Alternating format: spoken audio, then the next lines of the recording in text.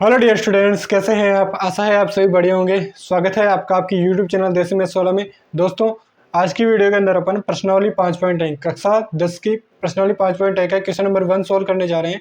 तो यदि आपने अभी तक वीडियो को लाइक नहीं किया तो जल्द से वीडियो को लाइक कर दिया। चलिए स्टार्ट करते हैं बिना किसी तरीके। तो यहाँ पर प्रश्नावली 5.1 का पहला क्वेश्चन है, निम्नलिखित स्थितियों में से किन स्थितियों में संबंध संख्याओं की सूची एपी है और क्यों है, ये बताना है अपने को कि जो यहाँ पर क्वेश्चन दे रखा है वो एपी के अंदर है या नहीं है। तो पहला है यहाँ पर प्रत्येक किलोमीटर के बाद टैक्सी की किराया, जबकि प्रथम किलोमीटर के लिए किराया 15 रुपये है और प्रत्येक अतिरिक्त किलोमीटर के लिए किराया कितना है, 8 रुपये है। तो चलिए दोस्तों इसको सोल्व करते हैं। तो अपने को क्या करना है, पहले एपी बनाकर देखनी है कि एपी बनती है या नहीं बनती है। तो यदि आपने एपी वाली वीडियो नहीं देखी है किस प्रकार बनती है तो लास्ट वीडियो को देखिए। चलिए यहाँ पर क्वेश्चन नंबर 1 है, माना टैक्सी का n किलोमीटर का किराया, मतलब nवें किलोमीटर का किराया कितना हो गया दोस्तों, माना an है, ठीक है। तो प्रथम किराया दे रखा है किसके अंदर, क्वेश्चन के अंदर दे रखा है अपने को, कितना दे रखा है दोस्तों, 15 किलोमीटर, 15 रुपये। कितना दे रखा है, 15 रुपये दे रखा है प्रथम किराया, मतलब 1 किलोमीटर दूरी तय करेगी अगर टैक्सी तो कितना किराया है, 15 रुपये है। तो इसको मैं रिप्रेजेंट कर रहा हूँ A1 से, ठीक। इसी प्रकार अगले किलोमीटर का किराया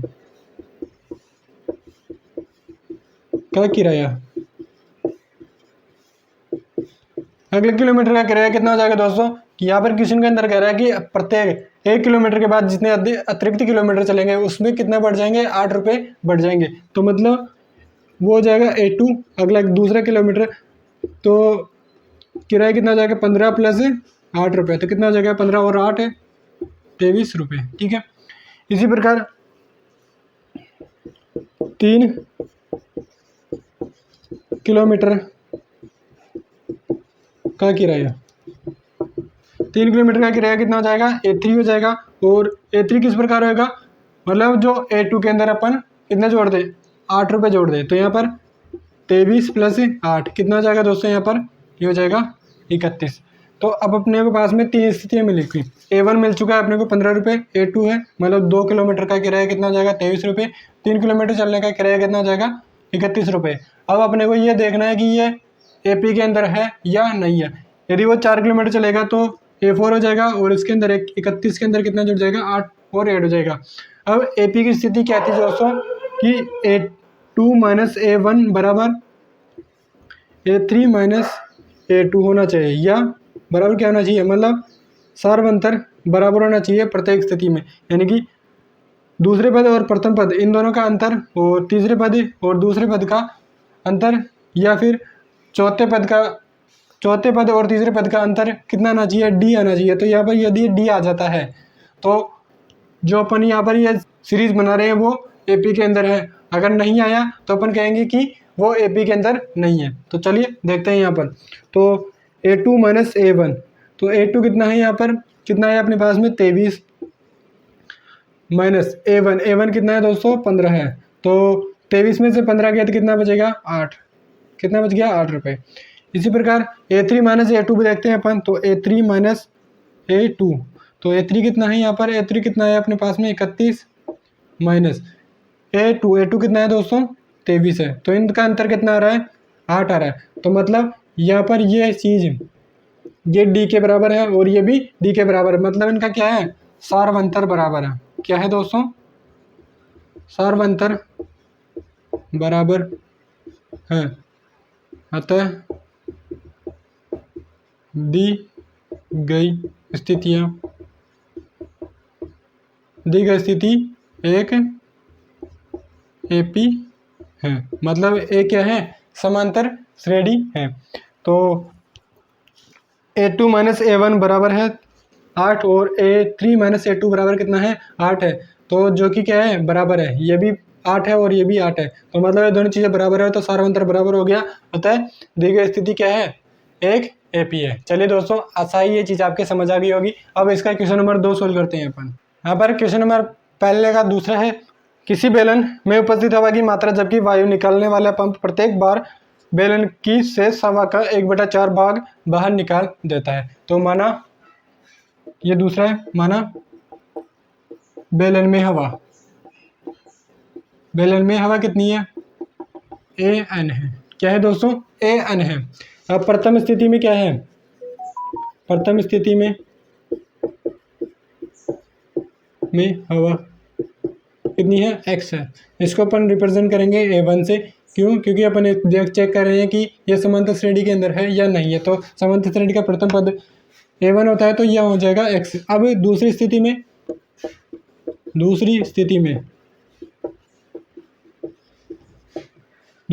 में हवा कितनी हो जाएगी दोस्तों, यह है X है। अब इसका भी क्या है, 1/4 माइनस हो रही है। क्या है, 1/4 इसका X, मतलब इसकी भी 1/4 माइनस हो रही है। तो अब इसको आगे थोड़ा सोल्व करते हैं, तो एलसीएम लेंगे तो ये हो जाएगा 4x - 1 x/4 बराबर 3x/4। तो अपने को A2 स्थिति कितनी मिली, 3x/4।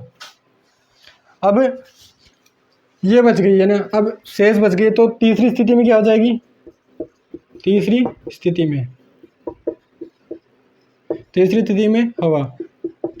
में हवा क्या हो जाएगी दोस्तों, 3x/4। अब इसकी भी क्या है, 1/4 शेष बचेगी। तो 3x/4, अब इसका भी 1/4। तो ये कितना हो जाएगा, 3x/16 हो जाएगा। तो इसको सोल्व करेंगे तो एलसीएम कितना आ रहा है, 16 आ रहा है। तो ये हो जाएगा 4 4 चौक 16, 4 3 12x - 3x। तो कितना है अपने पास में, 9x/16।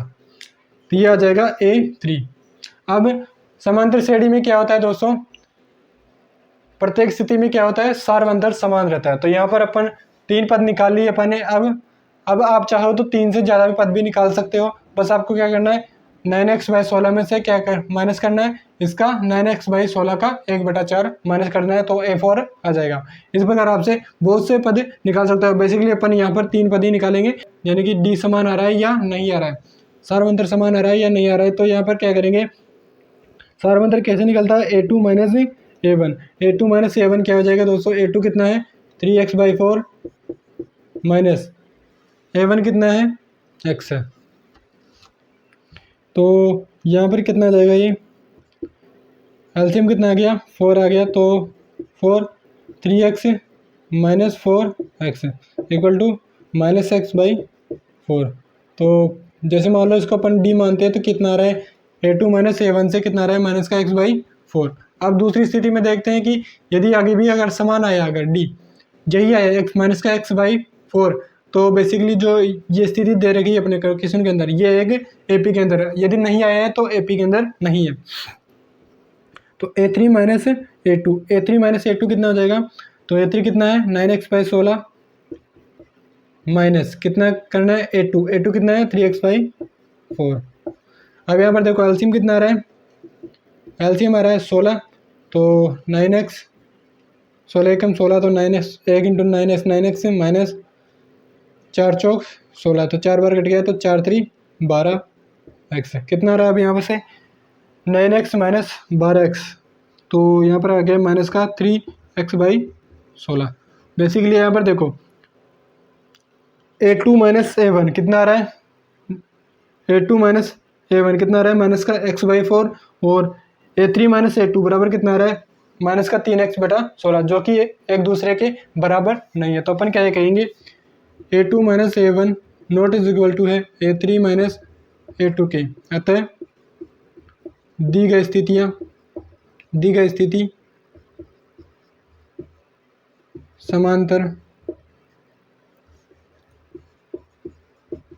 समांतर श्रेणी नहीं है, मतलब यहाँ पर जो स्थिति दी है अपने को, वो एक समांतर श्रेणी के अंदर नहीं है। आई होप कि आपके समझ आ गया होगा। स्क्रीनशॉट ले लीजिए इसका एक। चलिए और क्वेश्चन 2 सॉल्व करते हैं आगे। अब इसका क्वेश्चन नंबर 3 है, प्रत्येक मीटर खुदाई के बाद एक कुआं खोदने में आई लागत, जबकि प्रथम मीटर खुदाई की लागत 150 रुपये है और बाद में प्रत्येक मीटर खुदाई की लागत 50 रुपये बढ़ती जाती है। तो तीसरा है इसका, माना एन मीटर खोदने की लागत।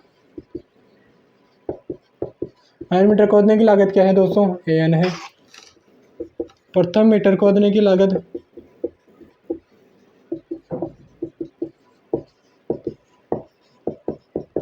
प्रथम मीटर खोदने की लागत कितनी दे रखी है, 150 रुपये। कितनी दे रखी है दोस्तों, क्वेश्चन के अंदर 150 रुपये दे रखी है।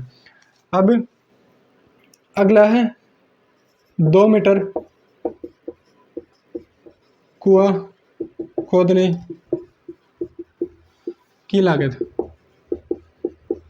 2 मीटर कुआं खोदने की लागत मतलब एक मीटर खोदने में कितना है, 150 रुपये। अब इससे 1 मीटर से ज़्यादा खोद रहा है वो, तो क्या इसके अंदर क्या प्लस हो जाएगा, 50 प्लस हो जाएगा। 150 के अंदर कितना प्लस हो जाएगा दोस्तों, 50 रुपये प्लस हो जाएगा, तो हो जाएगा 200।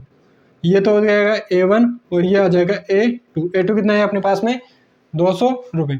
इसी प्रकार 3 मीटर खोदेगा यदि कुआं, 3 मीटर खोदने का लागत कितनी हो जाएगी, 200 प्लस 50 कितना हो जाएगा, 250, जो कि है A3। मतलब 3 मीटर कुआं खोदने के लिए लागत कितनी आ जाएगी, 250 रुपये। 2 मीटर खोदने के लिए 200 रुपये और 1 मीटर खोदने के लिए कितना दे रखा है क्वेश्चन के अंदर, 150 रुपये। अब अपने को चेक करना है कि ये AP के अंदर है या नहीं है। AP के अंदर तब होगा जब A2 माइनस A1 बराबर आएगा A3 माइनस A2 के। चलो चेक करते हैं। तो A2 माइनस A1 कितना आ रहा है, A2 कितना है 200 और A1 कितना है 150, कितना आ रहा है, अंतर कितना आ रहा है, 50 आ रहा है। ठीक है, इसी प्रकार देखते हैं A3 माइनस A2। तो A3 कितना है 250 माइनस A2 कितना है 200, कितना आ रहा है 50 रुपये, जो कि क्या है दोस्तों, बराबर है। क्या है, बराबर है। मतलब जो दी गई स्थिति है वो AP के अंदर है। तो क्या हम कहेंगे, A2 माइनस A1 बराबर है A3 माइनस A2 के। अतः दी गई स्थिति AP में है। मतलब दी गई स्थिति किसके अंदर है, AP के अंदर है। आई होप कि आपको यह चीज़ समझ आ गया हो।